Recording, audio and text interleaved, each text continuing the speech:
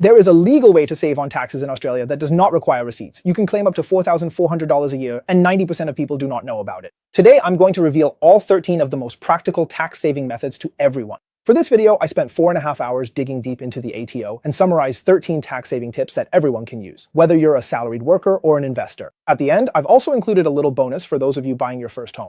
This is a long video, so make sure to like and save it. Just to be clear, today's video is for informational sharing only, and does not constitute any tax advice. For specific situations, please consult your accountant. First of all, the amount of tax you need to pay is not based on how much you earn, but on your taxable income. Taxable income equals your total income minus deductions. The more deductions you have, the less tax you pay. All of the methods I'm sharing today are about how to increase your deductions. The ATO has 3 golden rules here. First, the money you spend must be directly related to how you earn your income. Second, the money must come out of your own pocket and not be reimbursed by your employer. Third, you must have evidence. As for evidence, in many cases, you actually don't need to have it, which leaves some room for maneuver. The first is car expenses. The ATO's fixed rate is 88 cents per kilometer, and you can claim up to 5,000 kilometers per year. 5,000 times 0.88 equals $4,400. The key point is, you don't need any receipts or fuel records. You just need to reasonably estimate how many kilometers you drove for work. So what does for work actually mean?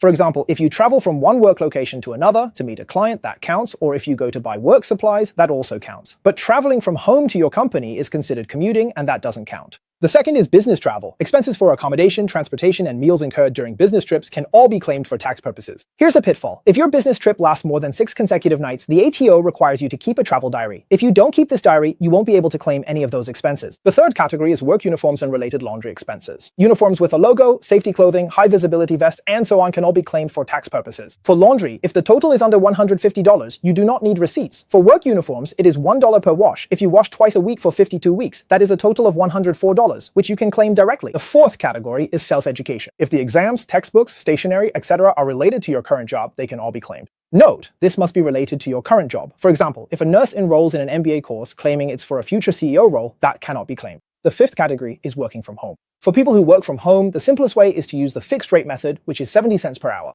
For example, if you work 20 hours a week for 52 weeks, you can claim $728. You don't need receipts, but you do need to keep a record of your working hours at home. If, like Jan, you have a dedicated home office, you can claim based on actual expenses, which allows you to claim more. Simply put, Jan has a dedicated room at home used for work and filming videos, so all the costs associated with this room can be claimed. For example, if you rent, you can claim 1/3 of your rent. The sixth point is your phone and internet expenses. You can claim work-related phone expenses proportionally. Record your usage over 4 weeks to calculate the percentage used for work. For example, if it is 30% and your annual bill is $1,200, you can claim $360 as a tax deduction. The seventh point is overtime meal expenses. Note that you need to meet 3 conditions here. First, you actually worked overtime. Second, you actually had a meal because of working overtime. And third, your company provided you with an overtime meal allowance. If all 3 conditions are met, you don't necessarily need a receipt. Here's a little tip for everyone. Jan has an empty tissue box, and every time I get a receipt that can be used for tax deduction, I put it in that tissue box. When the fiscal year ends, I just dump the whole thing in front of my accountant. Tissues, so useful. For work assets under $300, deduct the work-related portion immediately. Assets over $300 must be depreciated over time. Using the diminishing value method, you claim higher depreciation in the first few years and less later on. Alternatively, use prime cost. For an $1,800 iPhone, use 50% for work. Diminishing value lets you claim $297 in year 1. For faster tax benefits, use diminishing value. Next, investor-only deductions. The first and foremost is interest deduction, also known as negative gearing.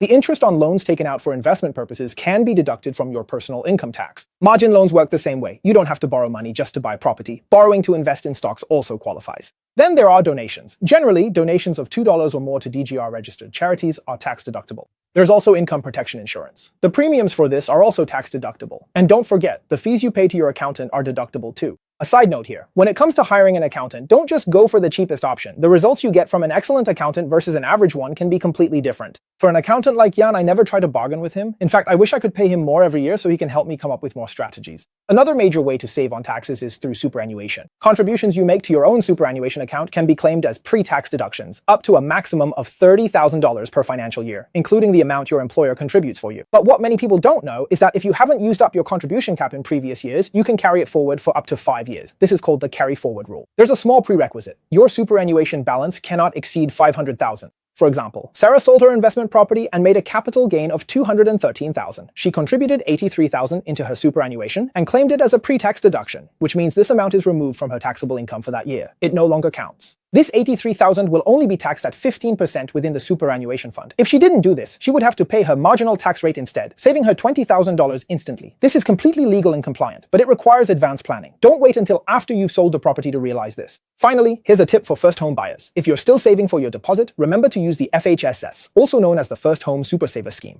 Through this scheme, you can contribute up to $15,000 per year into your superannuation with a total cap of $50,000. Let's do the math. Suppose your marginal tax rate is 32.5%. If you save $15,000 a year, you would normally pay $4,875 in tax. But if you put it into your super, you only pay $2,250, saving $2,625 in a year. If you save $45,000 over 3 years, you'll save nearly $8,000 in tax. That's quite a bit of money. Overall, because Australia is a country with high welfare and high taxes, the key is not how much you earn, but how much you can actually put in your pocket after earning it. Remember, a good property investment starts with good financial planning. I'm Jin Swanshi Yan, your property advisor here in Melbourne.